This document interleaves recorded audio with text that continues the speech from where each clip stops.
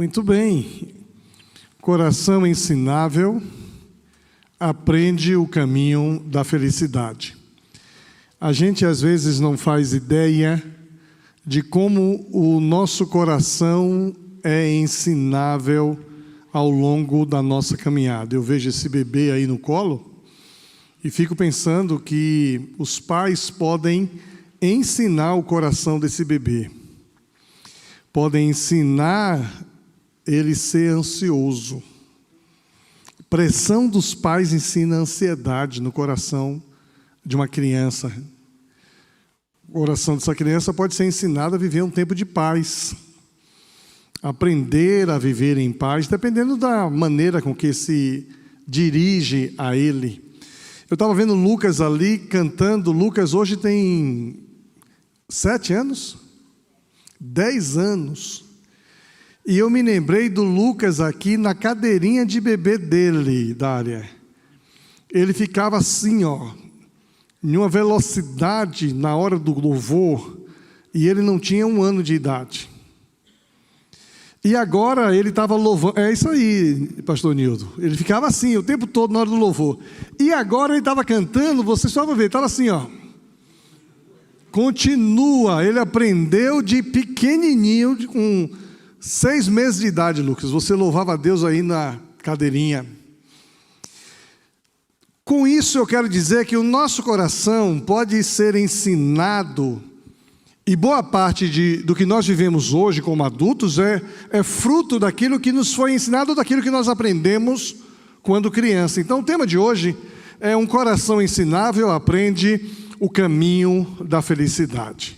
Qual é o caminho da felicidade? A gente assiste filme, na minha geração assistia muita novela, e todas as novelas naquele contexto tinham um final feliz. Na minha adolescência as novelas terminavam com os apaixonados se casando, e aparecia lá o final feliz. Os filmes românticos também terminavam assim. Com o passar dos anos, as novelas começaram a ter um enredo diferente. Primeiro, a felicidade não está mais no casamento, a felicidade está em curtir o momento. E dentro dessa perspectiva de curtir o momento, a gente tem ali as intrigas, as injustiças, os roubos, os adultérios, as relações conjugais que não trazem felicidade. E aí começa-se a semear um coração, não um coração que conhece o caminho da felicidade, mas um coração que sobrevive em meio a uma busca desenfreada por uma felicidade que não existe. O que é ser feliz segundo a Bíblia? Como alcançar a felicidade? O Salmo 1 nos mostra aí um indicativo, um caminho, um percurso. O Salmo 1 é um convite poderoso para resistirmos à tentação de buscar a felicidade em caminhos vazios. Quando eu digo que as novelas de hoje mostram caminhos vazios, pessoas que buscam a felicidade desejando a mulher do outro, caminho vazio. Mulher que busca a felicidade desejando o marido da outra, caminho vazio. Pessoas que buscam felicidade através de relacionamentos totalmente diferentes do projeto de Deus para eles, caminho vazio. Gente que busca a felicidade no poder, em ocupar a presidência de uma empresa, de uma indústria e algo assim, caminho vazio. Outros buscam felicidade em conquistas pessoais, caminhos vazios. Então o Salmo 1 é um convite poderoso para que nós possamos resistir à tentação de buscar o caminho vazio. A leitura do Salmo 1 que eu sempre fiz me fazia pensar que a responsabilidade da felicidade estava em terceiros, na roda de escarnecedores, no caminho que conduz ao erro. E eu começo a perceber que o Salmo está falando da gente, do nosso coração, daquilo que a gente vive. O texto diz assim, Salmo 1, versículos de 1 a 3, diz assim: como é feliz aquele que não segue o conselho dos ímpios. Os ímpios sempre existirão. Quem são os ímpios? Os que não temem a Deus. E os que não temem a Deus está em todo lugar. Está na escola, no trabalho, na sociedade, e até em algumas igrejas existem pessoas que não temem a Deus. Algumas igrejas, inclusive evangélicas, porque estão dentro dos templos, porque aprenderam desde pequenininho, foram ensinados assim, gostam da música, gostam do ambiente, gostam do pastor, mas não temem a Deus. Mas a responsabilidade aqui não é dos ímpios. A responsabilidade é pessoal, é minha e sua. Como é feliz aquele que não segue o conselho dos ímpios. Seguir o conselho é uma decisão minha, é uma decisão sua. Não imita a conduta dos pecadores. Os pecadores sempre existirão, estão em todo lugar. A responsabilidade, portanto, não é dos pecadores, é nossa. Quando a gente decide imitar a conduta, reproduzir a conduta, nós estamos trilhando um caminho que leva à infelicidade. Nem se assenta na roda dos zombadores, nem se assenta na roda dos escarnecedores. Os escarnecedores existem e existirão. O problema não são eles, o problema é a gente resolver sentar. Logo, olhando para esse texto, o texto diz que existe sim ímpios, pecadores e zombadores. Mas o problema não está neles, o caminho da felicidade está na nossa conduta. Não seguir o conselho, não imitar a conduta, não se assentar na roda. Veja como isso muda a perspectiva. A gente jogava o foco no outro, nos ímpios, nos pecadores, nos zombadores, mas o Salmo traz o foco para nós. Tanto assim que ele diz, ao contrário, sua satisfação está na lei do Senhor, e nessa lei medita dia e noite. Observe que, mais uma vez, a conduta é minha, é sua, é do indivíduo. Ao invés de estarmos fazendo, decidindo por lá, nós decidimos fazer o contrário. Meditar, satisfazer nossas expectativas, nosso coração na lei do Senhor. E se assim fizermos, seremos como árvore plantada à beira de águas correntes. E o que é que árvores plantadas na beira de águas correntes têm de diferente de árvores plantadas em lugares distantes da água corrente?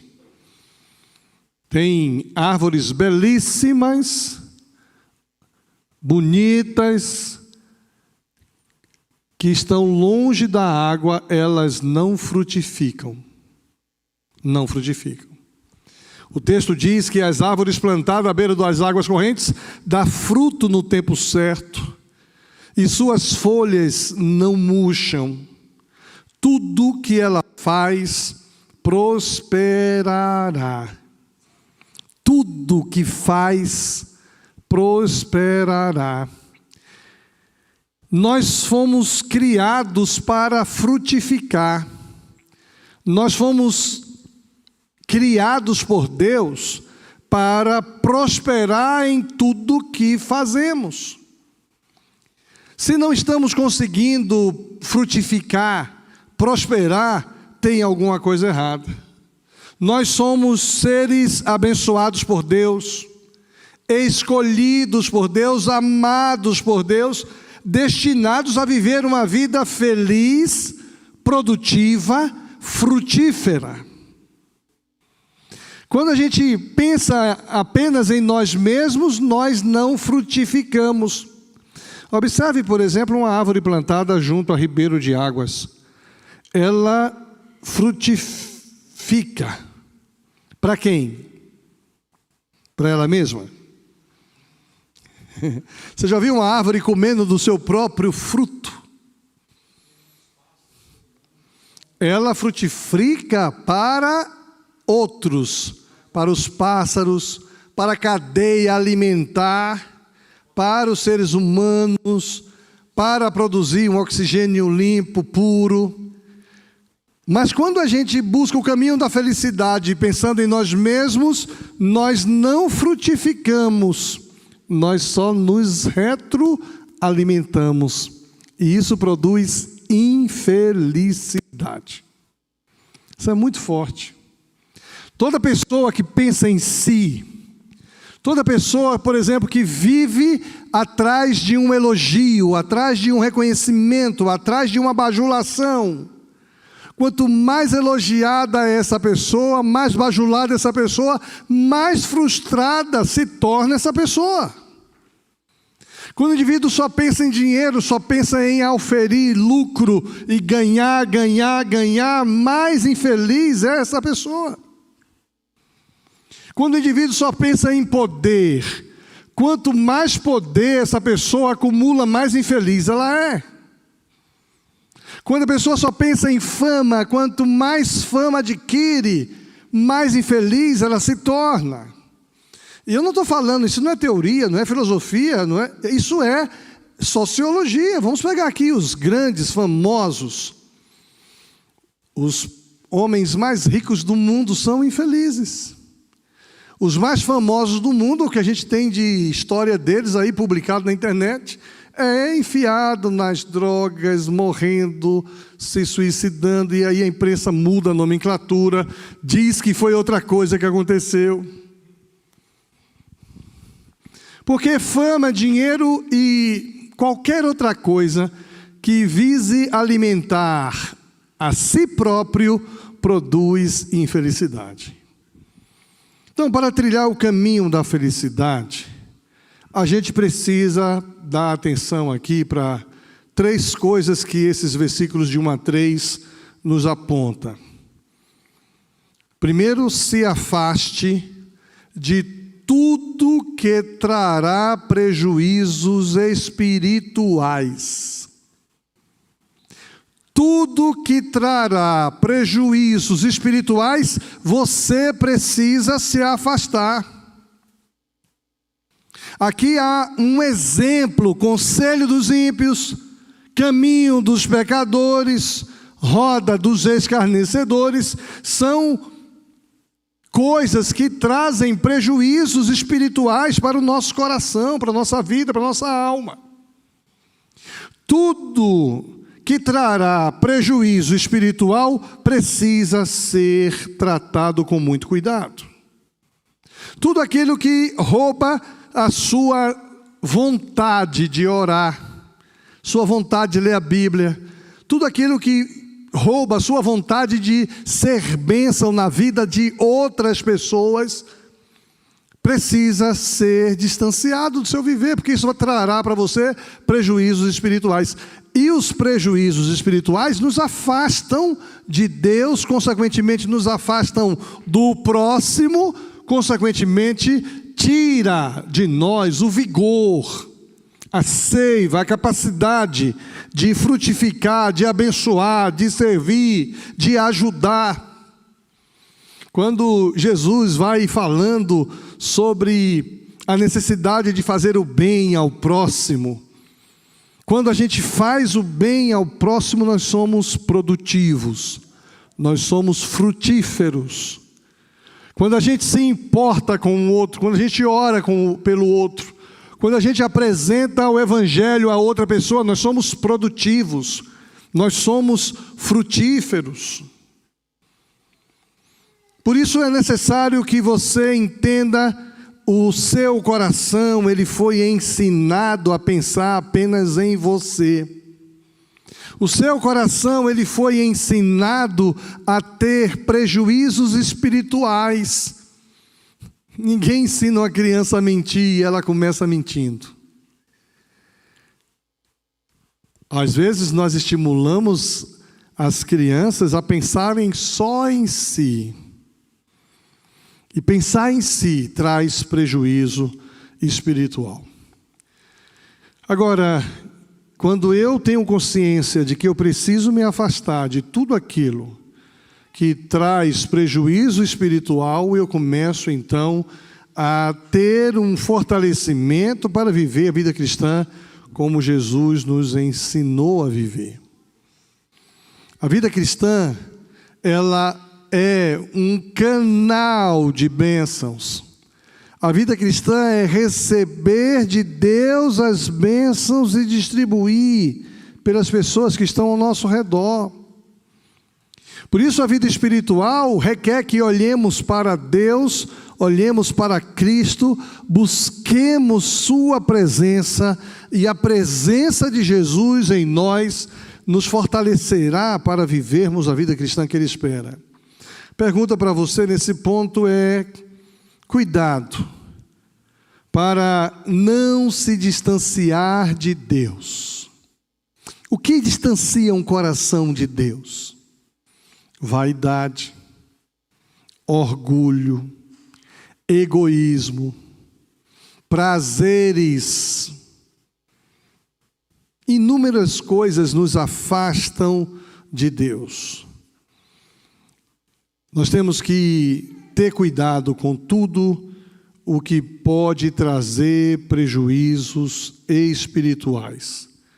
Se isso me traz prejuízo espiritual, vou me afastar disso, porque eu preciso viver a vida que Deus quer que eu viva, e com isso eu terei um coração ensinável, um coração que aprende o caminho da felicidade.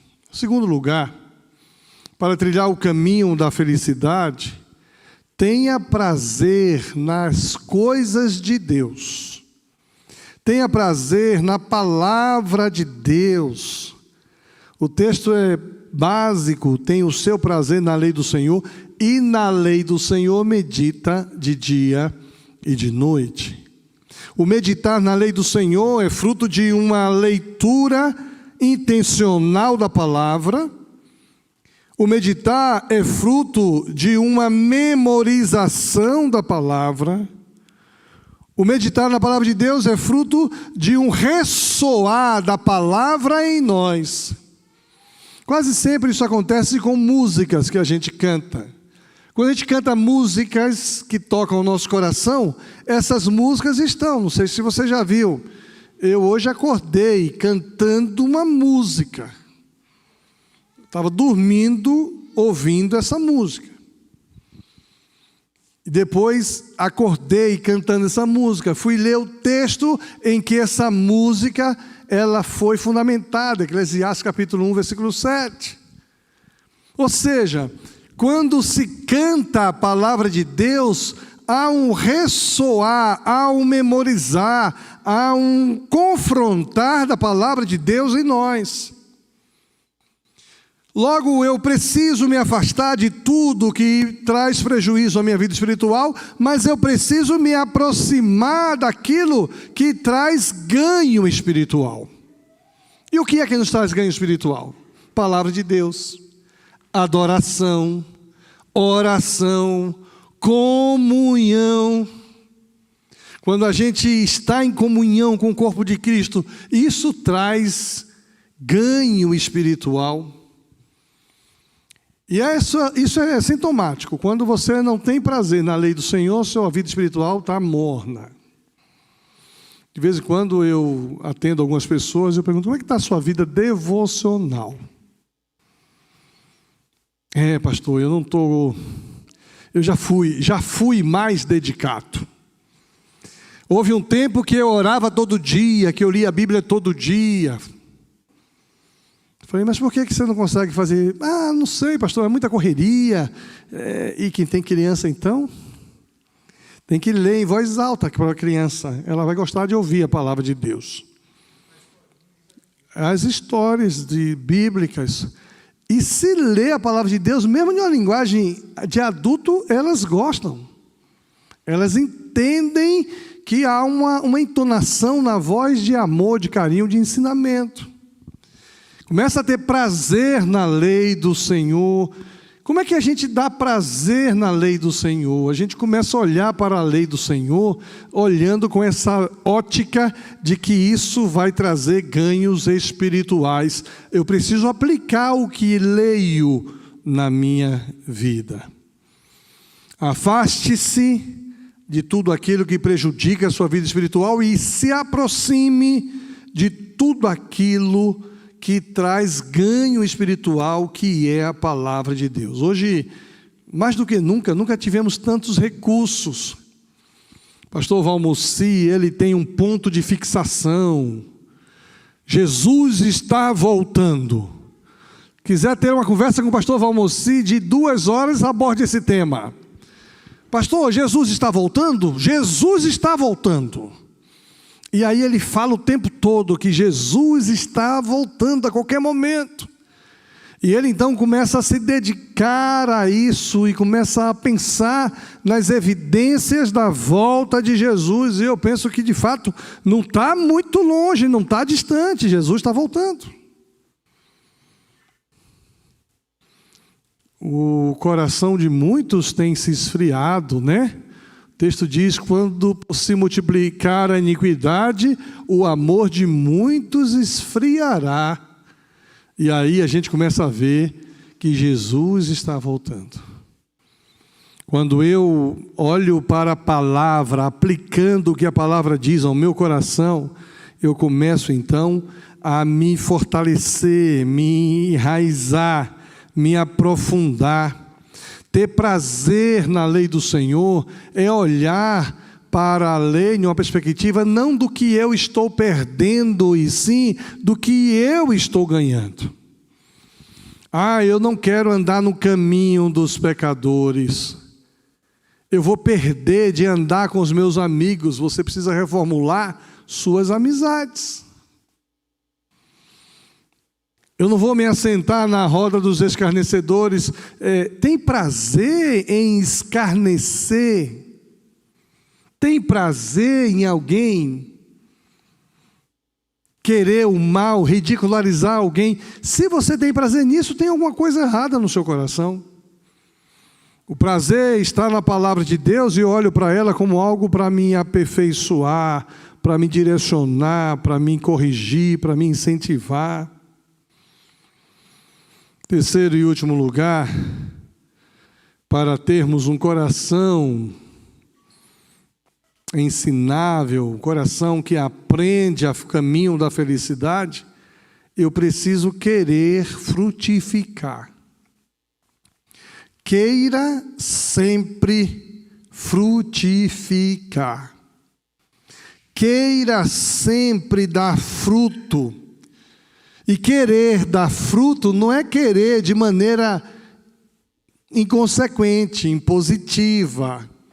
Querer ser o primeiro a fazer ou oferecer.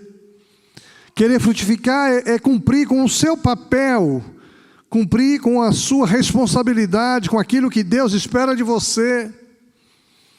Você é bênção no contexto onde você está. Mas você não é precipitado em querer abençoar, você espera a hora certa. O texto deixa bem claro, dá fruto no tempo certo. No tempo certo. A gente que trabalha com palavras, a gente quer abençoar.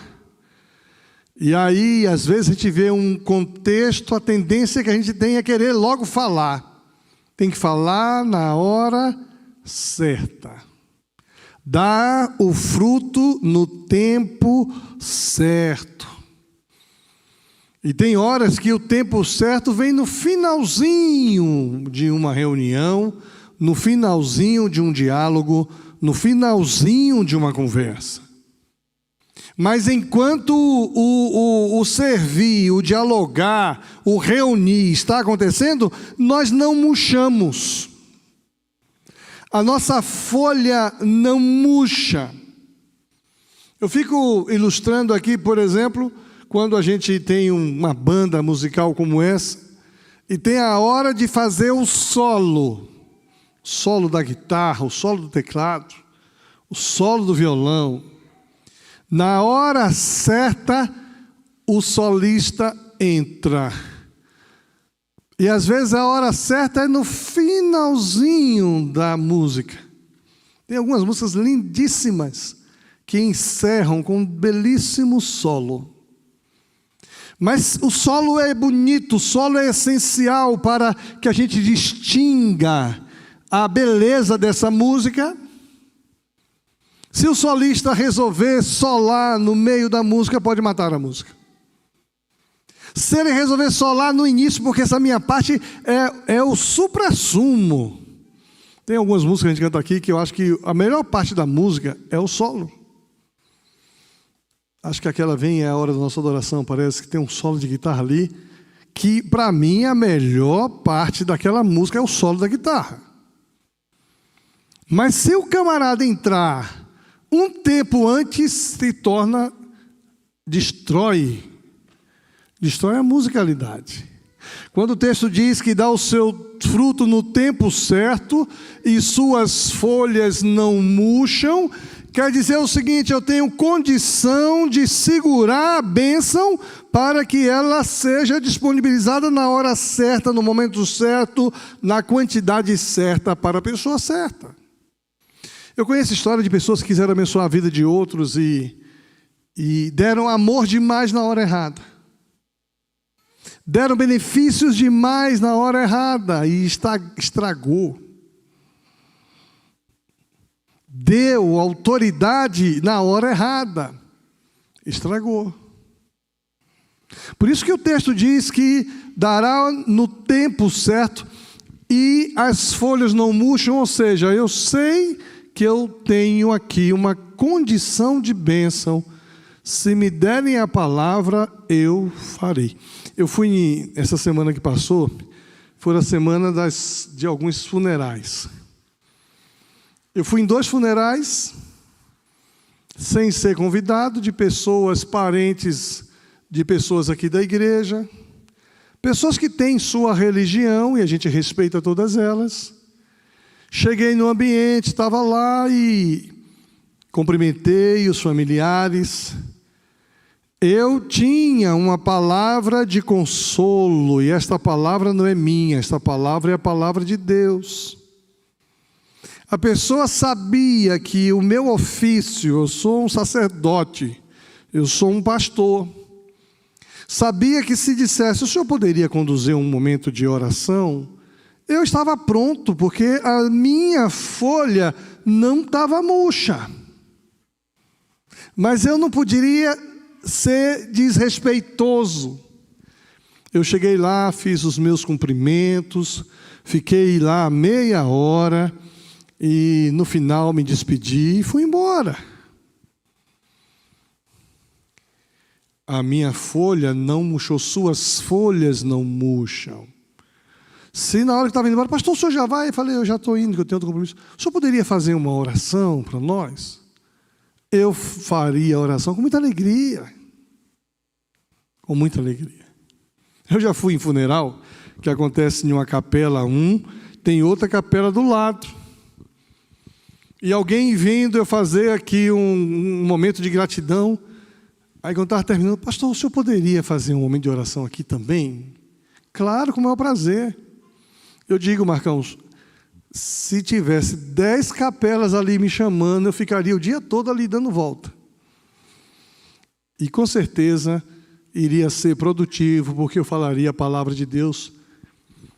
No tempo certo dá o seu fruto e as folhas não murcham. E tudo que ele faz prosperará. O que é prosperar? Essa é uma outra pergunta. O que é prosperar? O mundo de hoje, capitalista, materialista, pensa que prosperar é ter dinheiro. Eu tenho acompanhado algumas histórias que prosperar é fechar um negócio. Conheço empresas que o melhor caminho para prosperar é fechar as portas. Começa a prosperar depois que fecha. Tem uma história de uma irmã aqui da igreja, muito querida. Faz anos que a gente viveu essa história. Ela é uma excelente pessoa, uma excelente vendedora. Trabalhou durante muitos anos com a portinha aberta, lá na Westfalen. E ali só dava prejuízo àquela empresa. E ela comprava, vendia tudo que comprava, mas não ficava nada. E um dia ela veio conversar comigo: pastor, eu tenho um negócio, mas não dá certo. Eu falei: mas você vende? Vendo. E por que não dá certo? Sua margem de lucro está correta? Será que não está caro demais o seu ponto, o aluguel do seu ponto? Chegou um momento que a gente, analisando as contas, falei: olha, a melhor coisa que você faz aqui é fecha a loja, pega esse estoque e venda o estoque diretamente às suas clientes. E essa pessoa fez isso. Fechou a loja, encerrou o contrato, pegou aquele estoque, trouxe para casa e começou a vender direto para outras pessoas. E ela começou a tirar um capital que estava no seu estoque, começou a pagar suas dívidas. Nisso ela foi descoberta como uma vendedora de mão cheia. E de fato é, até hoje, uma excelente vendedora. E aí, rapidamente, essa mulher foi contratada por uma empresa. Depois de 3 meses, foi contratada por outra empresa. E essa mulher encerrou sua vida profissional como uma excelente vendedora. Mas a prosperidade veio para ela quando ela fechou a lojinha. O texto diz que a pessoa que se afasta de tudo que traz prejuízos espirituais, a pessoa que se aproxima daquilo que traz riqueza espiritual, que é a palavra de Deus, o meditar na palavra de Deus, essa pessoa vai ter a nutrição, vai ter o vigor, vai ter a alegria, vai ter as folhas verdes, hidratadas, e no tempo certo vai dar fruto, e vai prosperar. E esse prosperar é dentro do reino de Deus, uma palavra que você diz. Tem um irmão que chegou aqui na igreja agora, eu acho isso muito bonito. Ele me conheceu quando ele tinha 11 anos de idade, e eu tocava violão naquela época, numa igreja lá do Boqueirão. E ele lembra de mim tocando violão, lembra das músicas que eu ensinei a cantar, e ele lembra da bênção que eu fui na vida dele quando ensinei uma música e falamos ao coração dele. Eu não me lembro mais da música, não lembro dele, mas eu vejo a frutificação da dedicação ao Senhor na vida dele. Atos capítulo 20, versículo 35 diz que mais bem-aventurado é dar do que receber.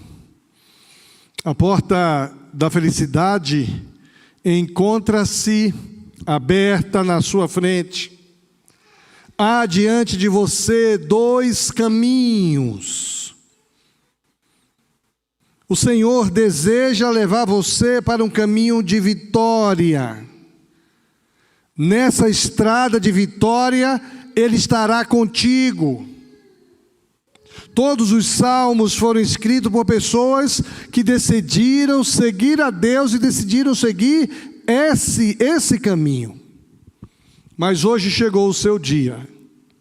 Hoje é o dia da sua decisão. Qual é a escolha que você vai fazer? Qual o caminho que você vai seguir? Qual é a direção que você vai seguir? A direção das pessoas deste mundo ou a direção de Deus? A ideia é que você dê o passo na direção de Deus. Não tenha medo, seja corajoso, escolha fazer e viver para Deus e para a sua palavra.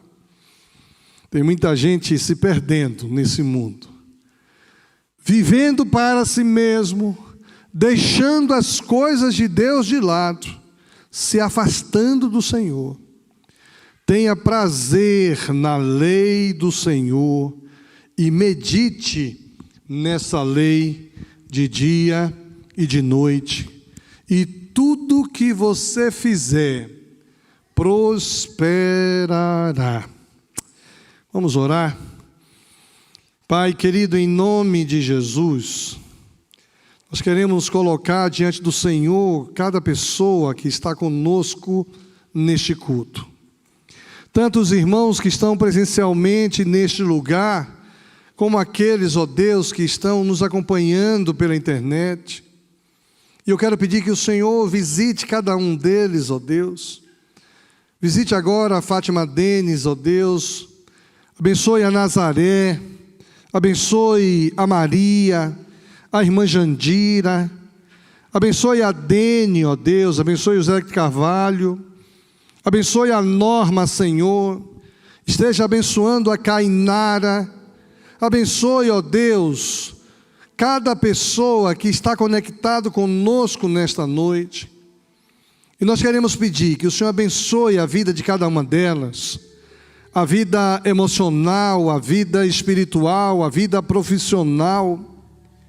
Queremos, Deus, pedir em nome de Jesus que o Senhor abençoe a saúde de todos, ó Deus, que estão passando por dificuldades em sua saúde. Visita, ó Deus, o irmão Nilton, a Jandira. Abençoe, Senhor, as famílias enlutadas. Abençoe a Manu, que sofre a dor, ó Deus, da sua avó, cuida dela, consola o coração da Manu e de todos os parentes de pessoas que foram para a eternidade. Queremos, Deus, colocar diante do Senhor a vida do pastor Valmoci, da irmã Zita, a saúde deles, ó Deus. Tem misericórdia, acalma os seus corações. Abençoe a saúde da Norma, Senhor, em nome de Jesus. Quero pedir, Pai, que o Senhor abençoe os irmãos que estão presencialmente neste culto. O Senhor conhece o coração de cada um, a necessidade de cada um. Nós queremos, ó Deus, que o Senhor visite cada um com a Tua graça, com o Teu poder. Os que estão afastados, ó Deus, dos caminhos do Senhor. Que o Senhor, através do Teu Espírito, possa se revelar e trazê-los de volta. Quero colocar, ó Deus, os que estão com problemas na área profissional, pessoas, ó Deus, que precisam cumprir metas, pessoas que estão desempregadas e precisam da Tua graça. Visita cada uma delas agora, Pai, em nome de Jesus. Quero pedir, Pai, que o Senhor visite as necessidades, as angústias dos corações que não foram verbalizados, digitados, mas o Senhor conhece cada um. Abençoe, ó Deus, as famílias, os casamentos. Abençoe o retiro, ó Deus, desse final de semana. Usa, ó Deus, esse retiro para fortalecer o compromisso conjugal, familiar assumido. Obrigado, Deus, pelo retiro do Cairós que tivemos esse final de semana, a bênção que foi. E eu quero pedir, Pai, que o Senhor nos abençoe, nos dê uma noite de descanso, como diz a Tua palavra. Em paz deitarei e em paz dormirei, porque só Tu, Senhor, me faz repousar em segurança. Que o Senhor abençoe cada pessoa neste momento, presentes neste culto, servindo neste culto, participando online deste culto. Em nome de Jesus. Amém.